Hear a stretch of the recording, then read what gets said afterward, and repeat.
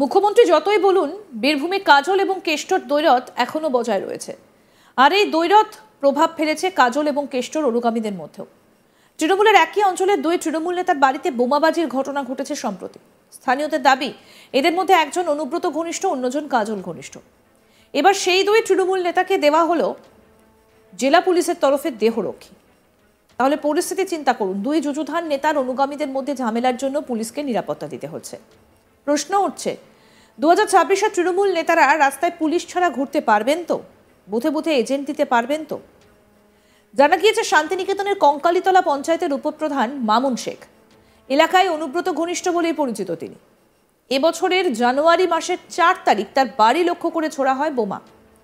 অন্যদিকে কঙ্কালীতলা পঞ্চায়েতের অঞ্চল কনভেনার এবং প্রাক্তন পঞ্চায়েত সমিতির কর্মাধ্যক্ষ আলেপ শেখ, তিনি এলাকায় কাজল ঘনিষ্ঠ বলে পরিচিত। ফেব্রুয়ারি মাসের 16 তারিখ তার বাড়ি লক্ষ্য করে বোমা ছোড়া হয়। দুটি ঘটনা নিয়েই চাঞ্চল্য সৃষ্টি হয় এলাকায়। তারপর এবার সেই দুই তৃণমূল নেতাকে দেওয়া হলো জেলা পুলিশের তরফে নিরাপত্তারক্ষী। জানা গিয়েছে দুই তৃণমূল নেতার সঙ্গেই একজন করে নিরাপত্তারক্ষী থাকবে। পুলিশ সুপার IPS আমনদীপ জানান, নিরাপত্তার কথা মাথায় রেখেই সিদ্ধান্ত নেওয়া হয়েছে। উপপ্রধান মামুন শেখ কি বলছেন শোনাবো এবার।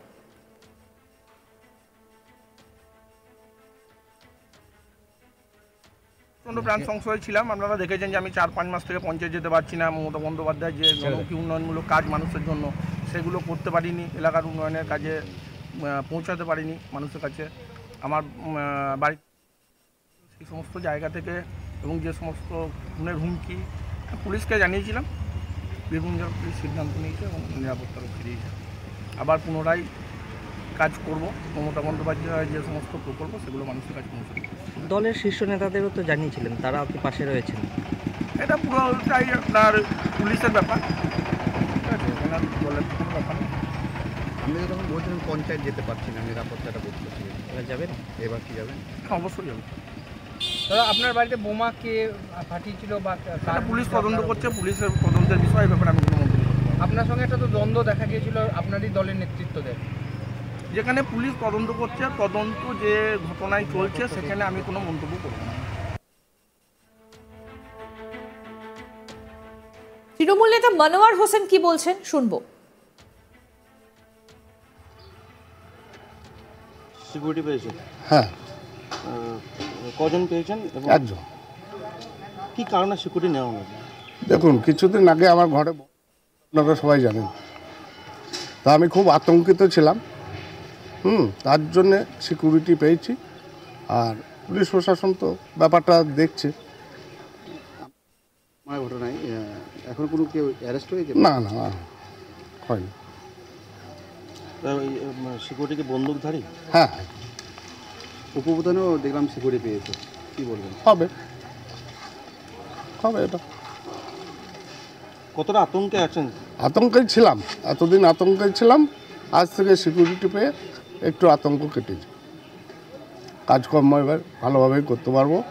মিটিং মিছিল সব জায়গায় ভালোভাবেই যেতে পারবো, করতেও পারবো। সিকিউরিটি ছাড়া ভয় লাগছিল? হ্যাঁ, ভয় লাগছিল তো অবশ্যই। এবার শোনাবো বিজেপি নেতা ধ্রুব সাহার কি বক্তব্য এই ঘটনায়, শুনুন।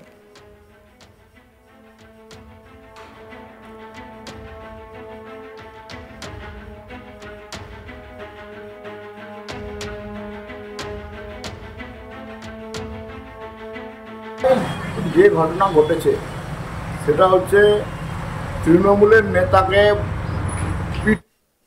তৃণমূলেরই আর একটা গোষ্ঠী। এখন তাবর দুজন নেতার নাম এসে গেছে। যাদের নাম এসছে তাদের নাম কি কারণে FIR-এ আসলো আর কেনই বা FIR-এ তাদের নাম দিল, সেটা পুলিশকে ঠিক করতে হবে। এখন পুলিশের মেরুদণ্ডটা কতটা সোজা আছে সেটাও দেখতে হবে। যদি এরা অপরাধী হয়, এখনও গ্রেপ্তার করা হবে না। একটা চুনোপুটিকে গ্রেপ্তার করে আইওয়াশ করা হচ্ছে, মারপিট করবে, তোলাবাজি করবে, বালির কয়লার টাকা নিয়ে ভাগাভাগি করবে, আর পুলিশ গ্রেপ্তার করার হিম্মত দেখাবে না। এই পুলিশ নিচের তলার যারা তৃণমূল কংগ্রেসের ক্যাডার, যারা তোলাবাজি করে, যাদের রাজনৈতিক কোনো দায়িত্বই নাই সেই রকম ধরনের, তাদেরকে নিরাপত্তা দিতে সমস্ত পুলিশ ব্যস্ত হয়ে গেছে। আসল অপরাধীদেরকে কোনোরকমভাবেই গ্রেপ্তার করার হিম্মত দেখাতে পারছে না। পশ্চিমবাংলায় আইনের শাসন নাই। মহামান্য হাইকোর্টের প্রধান বিচারপতির সম্পূর্ণ ফুল বেঞ্চ বলেছে যে এখানে শাসকের আইন চলে, তাই শাসক এখন মেরুদণ্ড ভেঙে গেছে। আমাদের প্রতিনিধি শান্তনু হাজরা কি প্রতিবেদন তুলে ধরেছেন শোনাবো এবার। কাজল কেষ্টর গড়ে তৃণমূল নেতাকর্মীরা পাচ্ছে দেহরক্ষী, এই নিয়ে সওয়াল জবাব করছে, প্রশ্ন তুলছে বাম, কংগ্রেস, ভারতীয় জনতা পার্টি। চলতি বছরের জানুয়ারি মাসে ও ফেব্রুয়ারি মাসে বোলপুরের শান্তিনিকেতন থানার অন্তর্গত কঙ্কালী গ্রাম পঞ্চায়েতের উপপ্রধান মামুন শেখ ওরফে মোহাম্মদ ওয়াহিউদ্দিন, তার বাড়িতেই প্রথম। আর এই ঘটনায় কিন্তু সরগরম হয়েছিল বীরভূমের রাজনৈতিক মহল। অন্যদিকে ঠিক এই ঘটনার পরই কিন্তু ফেব্রুয়ারি মাসে কঙ্কালী লায়কবাজারের অঞ্চল সভাপতি শেখ আলেফের বাড়িতেও, আর সেই বাড়িতে, এই কর্মীর বাড়িতে কিন্তু নিজে সরজমিনে এসে হাজির হয়েছিলেন বীরভূমের তৃণমূলের নেতা কাজল শেখ। অন্যদিকে বীরভূম জেলা পরিষদের সভাধিপতি কাজল শেখ, তিনিও কিন্তু এসেছিলেন। স্থানীয় সূত্র মারফত জানা যাচ্ছে যে কঙ্কালী গ্রাম পঞ্চায়েতের উপপ্রধান মোহাম্মদ ওয়াহিউদ্দিন ওরফে শেখ মামুন, তিনি হচ্ছেন অনুব্রত গোষ্ঠী। অন্যদিকে শেখ আলেফ তৃণমূলের অঞ্চল সভাপতি, তিনি হচ্ছেন কাজল গোষ্ঠী। এদের বাড়িতে কে বা কারা ছিল পুলিশ কিন্তু তা কিনারা করতে পারেনি। পরবর্তীতে দেখা গেল যে এই 1 মাস ও 2 মাস পার হতে না হতেই কে স্পষ্ট কিনারা করতে পুলিশ অক্ষম হলেও 2 তৃণমূলের নেতাকে, একদিকে উপপ্রধান আর অঞ্চল সভাপতি, তাদের কিন্তু দেওয়া হলো একটি করে দেহরক্ষী। আর এই দেহরক্ষী কিন্তু সশস্ত্র রয়েছে। রীতিমতোই এই ছবি কিন্তু গোটা রাজনৈতিক মহলে এক পারদ তুঙ্গে তুলেছে। ভারতীয় জনতা পার্টির বীরভূম জেলা সভাপতি ধ্রুব সাহা, তিনি কিন্তু কটাক্ষ করছেন। তিনি বলছেন তৃণমূলের যে নেতা মন্ত্রীরা রয়েছে, পুলিশ অন্যদিকে তাদের যে সদ্য কাকরতলায় শেখ নিয়ামুল তৃণমূল কর্মী খুনের ঘটনা প্রসঙ্গ টেনে তিনি বলেছেন, কটাক্ষ করেছেন শাসককে। অন্যদিকে দেখা গিয়েছে যে এই তৃণমূলের ছোট ছোট নেতারা কিছু করলেই তারা কিন্তু দেহরক্ষী পেয়ে যাচ্ছে। পুলিশ একেবারে সস্তা হয়ে গেছে, এমনটাই বলছে। দুষ্কৃতীতে ধরপাকড় করতে অক্ষম পুলিশ, কিন্তু তৃণমূলের দেহরক্ষা করতে সক্রিয় ভূমিকা পালন করছে। এই নিয়ে কিন্তু বাম, কংগ্রেস সকলেই একযোগে কিন্তু কটাক্ষ করছে শাসক দলের দিকেই। রীতিমতোই অঞ্চল সভাপতি শেখ আলেফকেও দেওয়া হয়েছে একজন সশস্ত্র দেহরক্ষী। অন্যদিকে উপপ্রধান মামুন শেখ, তাকেও দেওয়া হয়েছে সশস্ত্র দেহরক্ষী।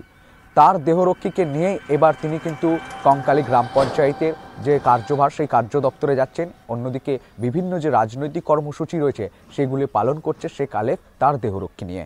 রীতিমতো এই যে তৃণমূলের নেতারা যেভাবে দেহরক্ষী মিল পাচ্ছে, তাতে কিন্তু একরাশ ক্ষোভ প্রকাশ করছে জনগণ। অন্যদিকে ভারতীয় জনতা পার্টি, বাম, কংগ্রেস রাজনৈতিক দলগুলো কিন্তু শাসক দলকেই দিচ্ছে। আরো আপডেট পেতে দেখতে থাকুন আজ তাক বাংলা। সাবস্ক্রাইব করুন, নোটিফিকেশন পেতে বেল বাটন অপশন প্রেস করুন, হোয়াটসঅ্যাপে ফলো করুন আজ তাক বাংলা, ভিডিওটা লাইক করুন, শেয়ার করুন, কমেন্ট করুন।